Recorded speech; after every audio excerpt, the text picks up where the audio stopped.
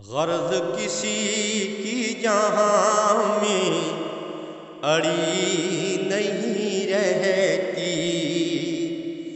صدا رنجو علم کی گھڑی نہیں رہتی، کسی کی موت کا سن کر نہ آئے کوئی، میت کبھی کسی کی یوں ہی پڑی نہیں رہتی۔ شدید سردیوں کے موسم میں ایک فقیر جس کے پاس ایک ہی لنگی تھی اور اس لنگی سے اس نے اپنا سطر ڈھکا ہوا تھا، کسی رئیس زادے امیر زادے کے دروازے پہ جا کے دستک دی۔ اس رئیس زادے نے دروازہ کھولا، فقیر پہ نظر پڑی تو اپنی جیب سے 20 کا نوٹ نکالا۔ اس شکستہ دل فقیر اور خستہ حال غریب کی جب 20 والے نوٹ پہ نظر پڑی تو بڑے دھیمے لہجے میں اور بڑی نرمی سے کہا کہ بھائی جان، اگر میری یہاں موت واقع ہو جائے، اگر میں یہاں مر جاؤں تو آپ میری باڈی کے ساتھ کیا کریں گے؟ وہ رئیس زادہ کہنے لگا کہ میں تمہیں غسل دوں گا، تمہیں اچھا سا کفن پہناؤں گا اور جنازے کے بعد تمہیں دفنا دوں گا۔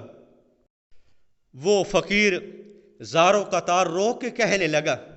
بھائی جان، ابھی میں زندہ ہوں، مرنے کے بعد جو ہوگا سو ہوگا، ابھی زندگی کے اندر مجھے کپڑے کی اشد ضرورت ہے، اللہ آپ کو دونوں جہانوں میں سلامت رکھے، میرے لیے کپڑے کا بندوبست کر دیجئے۔ آکل نوں ایک نکتہ کافی تے لوڑ نہیں دفتر دی، تے بے عقلانو اثر نہ کر دی پند نبی سرور دی۔ سیدنا صدیق اکبر رضی اللہ تعالی عنہ نے وقت وفات فرمایا تھا، مجھے کفن میں نیا کپڑا نہ دینا، نئے کپڑے کے وہ لوگ زیادہ مستحق ہیں جو زندہ ہیں اور ان کو کپڑے کی ضرورت ہے۔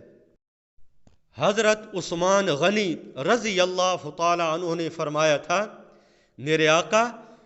3 چیزیں مجھے بہت ہی پسند ہیں، تلاوت القرآن، اطعام الجیان و کسوت العریان۔ ڈوب کر قرآن مجید کی تلاوت کرنا مجھے بہت پسند ہے، بھوکھوں کو کھانا کھلانا مجھے بہت پسند ہے، مفلس غریب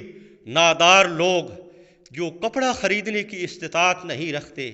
انہیں نیا کپڑا پہنانا مجھے بہت پسند ہے۔ ہو میرا کام غریبوں کی حمایت کرنا، درد مندوں ضعیفوں سے محبت کرنا، میرے اللہ برائی سے بچانا مجھ کو،